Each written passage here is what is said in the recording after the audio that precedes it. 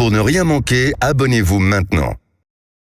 Les Vraies Voix Sud Radio, le coup de projecteur des vraies voix. Et donc on va revenir sur cette déclaration de Laurent Wauquiez, Philippe, suite à celle d'Édouard Philippe, de Gérald Darmanin, qui s'en cache à peine en tout cas, sur cette possibilité de candidature en 2027. Laurent Wauquiez pense en tout cas à ses prochaines présidentielles. À gauche, et ben finalement Fabien Roussel aussi, c'est finalement extrait de la NUPES pour faire cavalier seul.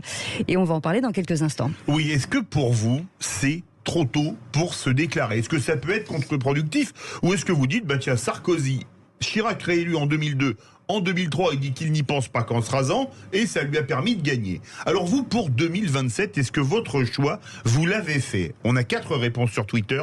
Oui, totalement. Non, absolument pas. J'ai une vague idée, et où je ne voterai pas. Et pour le moment, c'est la majorité des 2/3 qui a déjà choisi, alors qu'il n'y a pas un candidat qui a eu les 500 signatures, ce qui est quand même amusant. C'est ça qui est un peu incroyable. Et pour en parler, notre politologue du jour, Luc Gras, est avec nous. Luc, juste avant de revenir avec nos vraies voix, est-ce qu'on attend finalement le sauveur, l'homme providentiel ? Alors, dans la vie politique française, il est certain que les Français ont besoin d'un sauveur. C'est depuis toujours. Il y a eu le général de Gaulle en 58, mais si on regarde bien, Giscard, à sa manière, était un peu un sauveur de l'État UDR de l'époque.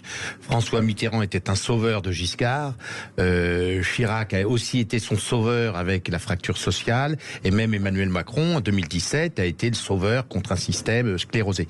Donc oui, les Français attendent à l'élection présidentielle régulièrement un sauveur. C'est pourquoi, très souvent, le futur président de la République est un outsider. Et Laurent Wauquiez, pour vous, Philippe Bilger, ce serait ce sauveur tant attendu ? Pourquoi pas pour les Républicains, mais la question pertinente de Sud Radio appelle de toute manière une réponse nuancée, parce qu'il est difficile de savoir de manière sûre qui sera candidat en 2027. Je ne suis pas persuadé... On sent des tendances quand même. Oui, mais je ne suis pas persuadé, Cécile, que Gérald Darmanin le sera. Et pour le reste, Laurent Wauquiez devra accepter le fait que même chez les Républicains, il y aura d'autres candidats et que même si certains veulent le présenter comme un candidat naturel, c'est Éric Ciotti qui en rêve, il y aura probablement des rivaux qui se diront « on a aussi toute légitimité pour se présenter ». Ça ne m'étonne pas qu'une majorité de citoyens sachent déjà pour qui ils vont voter. Ça, c'est logique. 67% disent que oui, totalement, ils ont choisi leur candidat Tom Banane. C'est tôt, non ? Oui, après, effectivement, ceux en tout cas qui ont un avis déjà assez arrêté sur la politique française, je pense que c'est assez facile par déduction de se faire un nom. Néanmoins, c'est toujours le problème après avec la Ve République, c'est que tout finalement se fait autour d'un nom, plus que d'un programme d'ailleurs, puisque même Macron à l'époque disait que le programme n'était pas important. Donc voilà, c'est pas franchement les idées, c'est pas franchement le programme, c'est la personne et la personnalité, ce qui peut être bien d'un certain point de vue, et en même temps ce qui est quand même très vague pour incarner et diriger la France ensuite. Jean-Michel Fauvergue. Alors sur la question, est-ce qu'on sait pour la prochaine présidentielle, moi je vais vous répondre parce que moi je sais, je n'irai pas à la prochaine présidentielle. Je sais, le boulot est trop dur. Vous n'êtes pas candidat. C'est un scoop. Jean-Michel Fauvergue ne sera pas candidat. Franchement, tout le monde l'attendait. Je sais. Quelle déception. Ensuite, pour répondre plus sérieusement, pour répondre plus sérieusement, il y a du chemin encore et il y a des improbabilités, il y a des pièges, il y a pas mal de choses. Aujourd'hui, par exemple, la candidate Marine Le Pen a des problèmes avec la justice, en particulier la justice européenne. On ne sait pas si elle sera invalidée, pas validée, si elle pourra y aller, etc. Ça, c'est déjà une. Et puis il y a plein de candidats qui se présentent, dont on sait qui aujourd'hui veulent y aller, qui ont déjà fait, dont on sait qu'à un certain moment ils iront pas non plus parce que c'est l'effet d'annonce en fait. C'est l'effet d'annonce, c'est de se positionner pour un peu sonder les cœurs et les âmes pour savoir si à un certain moment on a une chance ou pas une chance. Et après les sondages jouent aussi beaucoup, certainement, sur le choix. Luc Gras, est-ce que c'est pas trop tôt pour se dire comme ça candidat 3 ans et demi avant? Alors, comme vous le disiez bien, Philippe, pour les candidats déjà connus, il faut surtout pas sortir du bois. Pour ceux qui ont besoin de se faire connaître, il faut sortir du bois. Un exemple, Laurent Wauquiez, il est clair que dans les sondages, je l'ai regardé encore il y a quelques minutes, il n'est pas en situation. Donc lui, évidemment que sa stratégie de se taire jusqu'à l'approche des présidentielles est obligatoirement revue. Et revue comment? En essayant de sortir du bois, en créant l'événement comme on l'a vu, etc. Aujourd'hui, la preuve, on en parle. Exactement. Aujourd'hui, le paysage, il est très clair. C'est Marine Le Pen qui, probablement pour beaucoup des auditeurs de Sud Radio, là, cristallise le plus de conviction, de vote pour dans 3 ans et demi. Mmh. La question est de savoir si Marine Le Pen a effectivement percé maintenant les limites qu'elle avait avec sa famille politique et qu'elle s'installe durablement.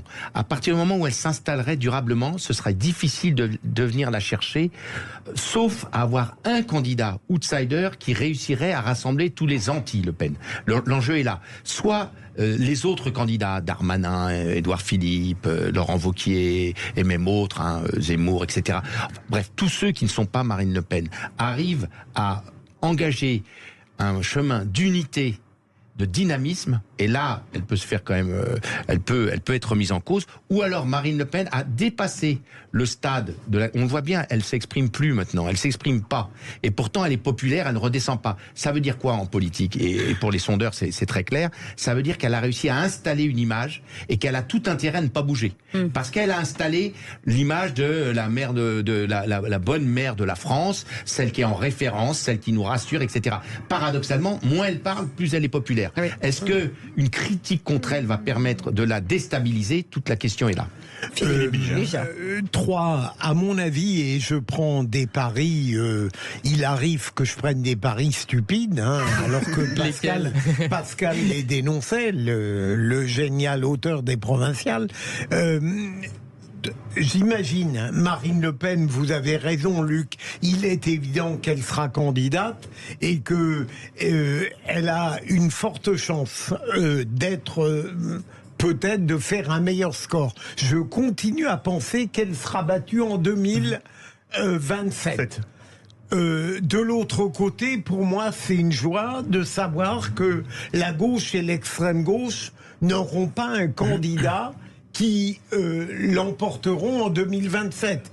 Et troisième élément, c'est que le victorieux se trouvera, de mon point de vue, probablement dans cette espèce de droite et de centre où on va se battre.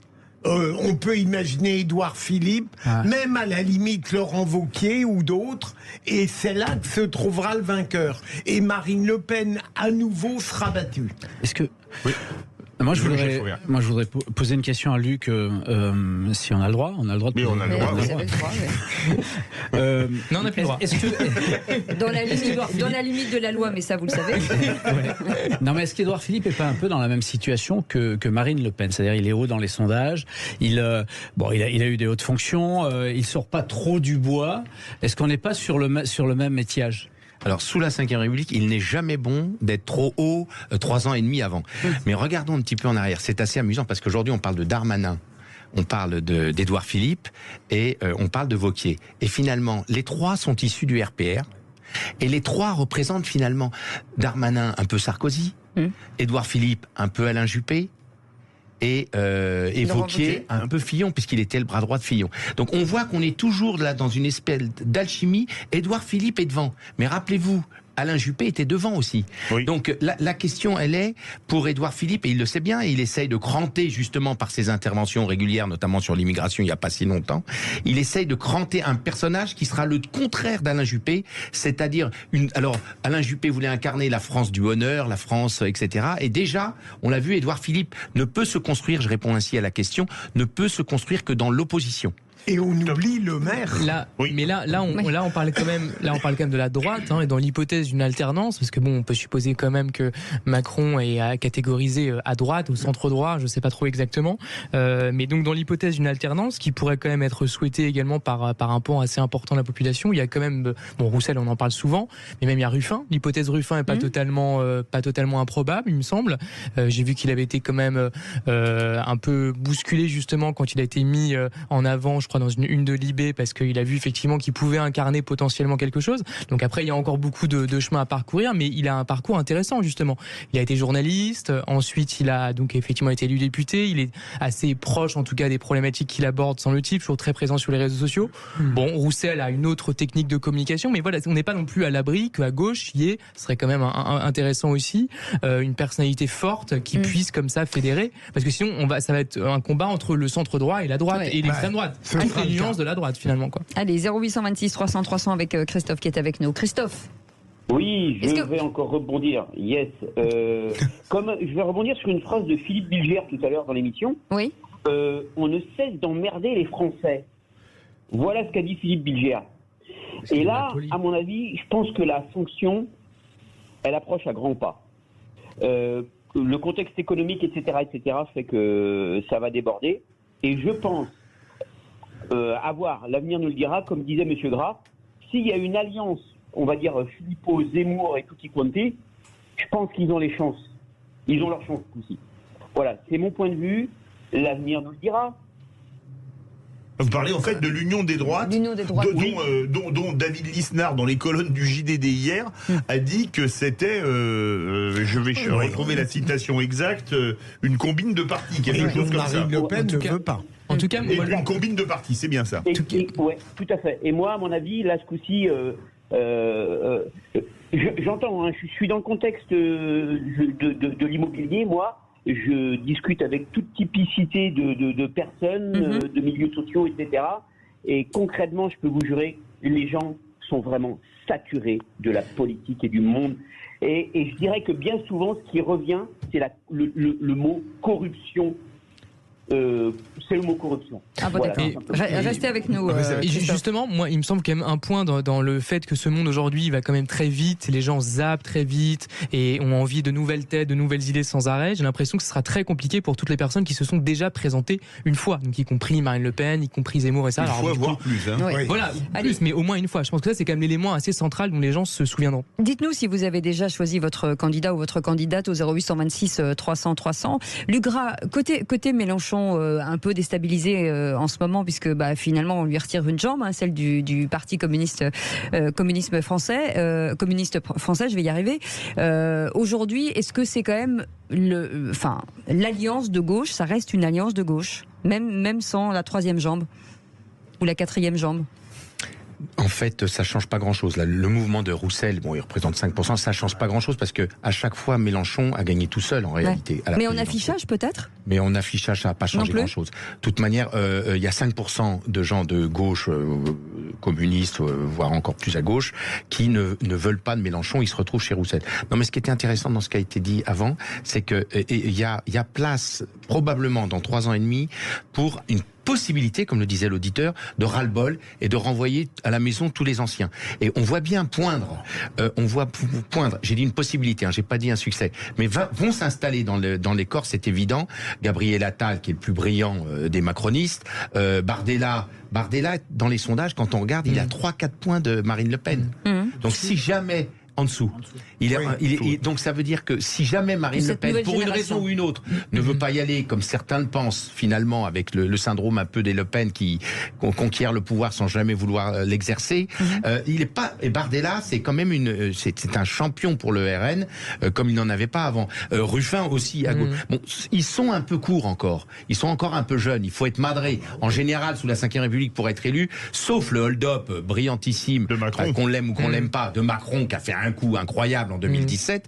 Les gars, ils en ont pris plein la tête avant. Et je reste poli. François Mitterrand, Jacques Chirac. 35 ans entre son premier mandat de député et son élection comme président. Sous la 5e, on n'élit pas un petit jeune. À part Emmanuel Macron, qui a vraiment aussi eu un alignement des planètes avec Strauss-Kahn, avec ceci, avec cela, avec la droite qui a explosé en vol avec Fillon.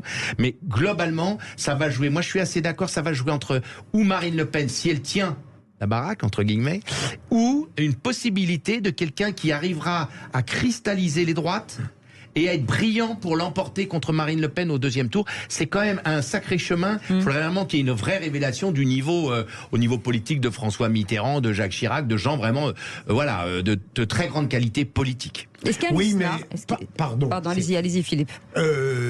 D'abord, Luc, vous évoquez des possibilités, mais qui seront probablement valables en 2032. Vous parlez de Bardella, de Ruffin, des trublions. Personne n'imagine que Ruffin va gagner en 2027. Ouais, mais il a quand même un candidat. Pourquoi? Non, mais il a un positionnement qui est assez intéressant. Emmanuel Macron a exploité un dégagisme qui avait commencé avant lui. Mais Philippe, il y a Philippe, 6 mois avant 2017, voire même un an avant, 3 ans et demi, est-ce que vous parliez de Macron? Non, bien sûr. Mais Macron, il a été dans les arcanes de l'État depuis longtemps. Ouais, ensuite, il met en œuvre une stratégie parce qu'Hollande est naïf, mais il était déjà dans les coulisses de l'État et parfois à des postes très importants. Et ce qui est amusant, je trouve, j'ai l'impression qu'aujourd'hui, les gens, ils veulent une radicalité qui rassure. Ils veulent quelqu'un de très engagé, à gauche ou à droite. Et d'ailleurs, même Macron, d'une certaine façon, était très engagé, dans le sens où, voilà, il faisait ses discours, il voulait renverser le système, faire la révolution, ce qui prêtait un peu à sourire. Donc, il y a cette radicalité-là, mais qui rassure, parce que derrière, on porte toujours son costard avec une chemise foncée, on a fait l'ENA ou l'équivalent, on a travaillé dans le cabinet ministériel, etc. Et ça, mine de rien, en fait, ça rassure, c'est l'élément conservateur, pour la gauche ou pour la droite. Donc, je pense que c'est ça, c'est une radicalité qui rassure. Mais une question sur David Lisnard, allez-y. Pas du tout. Non, je disais, est-ce que David Lisnard a une chance ou pas?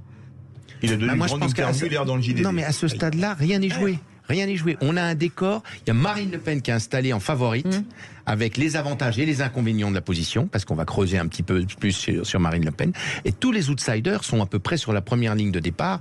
Et David Lisnard fait partie de ceux. Et ça veut dire qu'il y aura encore des primaires qui vont encore diluer le. Il ne va pas y avoir probablement pas de primaires au sein de LR, parce que c'est pas ce qu'ils souhaitent. Mais un combat de coq, en tout cas dans un premier temps. Oui, il y aura certainement un combat de coq. Mais c'est bien, parce qu'il y a 3 ans et demi, c'est une démocratie qui vit quand même, puisque ils vont pouvoir justement s'entrechoquer. Et pour celui qui veut devenir président de la République et dans ce, on va dire, Macron jusqu'à le RPR un peu plus dur, Ciotti, etc., il y a vraiment un chemin qui ne va pas être facile. Faut avoir rassemblé son camp et convaincre les Français. On voit bien que Marine Le Pen a pris de l'avance. Merci beaucoup, Luc Gras, d'avoir été avec nous, politologue. Merci beaucoup, Philippe Bilger.